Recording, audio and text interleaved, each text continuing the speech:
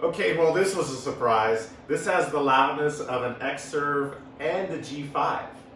Uh, Actually, I'm just fucking with you. The surprise is the computer will stay on if you take the top cover off.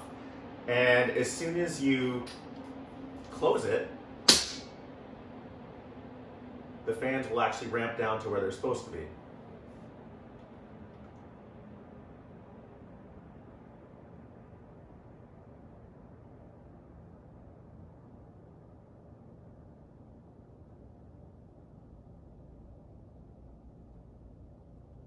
But that's not it. The fan noise you're hearing now is actually my furnace vent, which is right below the camera. So I'm gonna actually go turn that off and let's see how quiet this thing really is.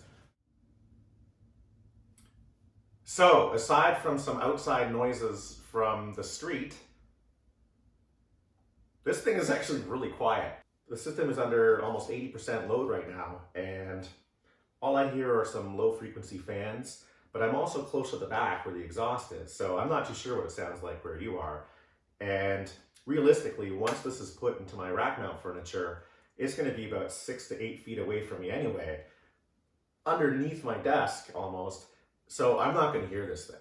The one thing that sucks though is the only thing that will make noise are the Avid cards within, because they have those little tiny fans. And it's those little tiny fans that are a problem because they create high frequencies.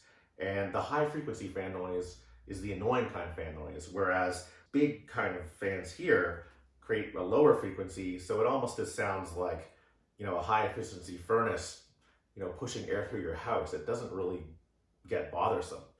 So far, I'm impressed. I thought there was an interlock system that prevents you from taking the cover off without cutting power, but it turns out once the machine is on, you can lift the cover off. Why would you want to do that? In my case, my protection keys are within the machine, and sometimes I have to go portable, but I'll leave my machines on here. So the idea is I can just shut down my software, lift off the cover, pull the key, put it on my laptop and go. And then when I get back, I can just pop the cover again, put the key back in and get back to work. So there is that kind of benefit. That, or actually, I think that is the only benefit for me anyway. I'm not gonna hot plug PCIe cards. So anyway, for me, that's fine. I did notice, however, that if the machine is off and the system is shut down and the cover is off, if you try and power it up, it won't let you. So I think that's the interlock. Like if the machine hasn't been running and the cover's off, if you try and fire it up, it won't work. So it was a little bit of a shocker the first time I opened the machine, because this is what I was greeted with.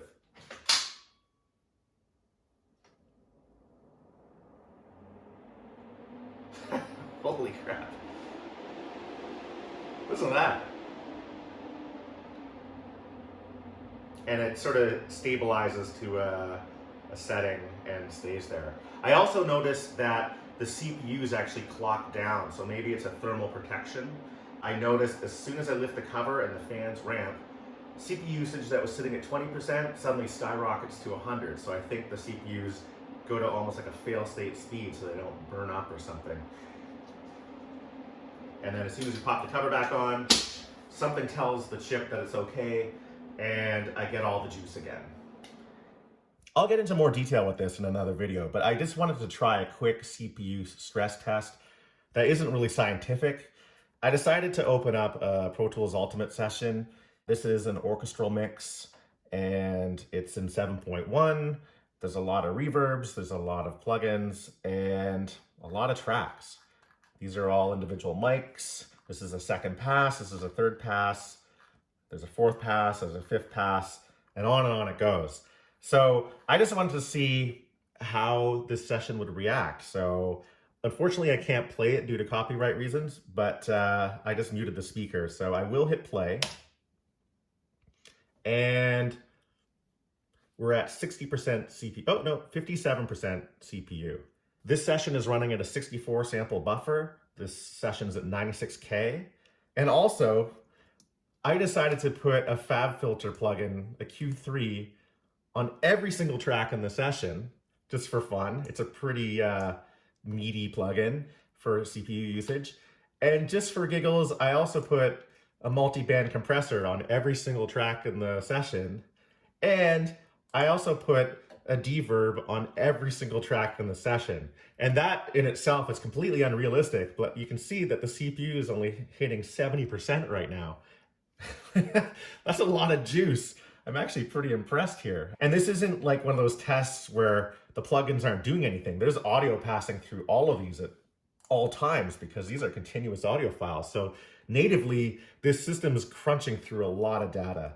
And I have it on loop. The monitor, the playback, and the redraw is butter smooth. Way different from the previous generation Mac Pro. Like, this is actually amazing. It's scrolling the entire thing in 4K, and I can like jump around. I'm impressed so far. So in real world situations, this machine has a ton of muscle. You can see that my disk cache is full at 20%.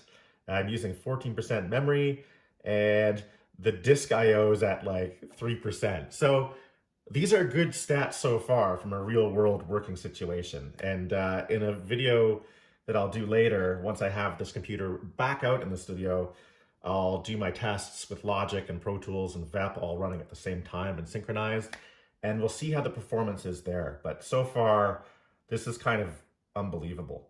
So until then, see you later, and thanks for watching.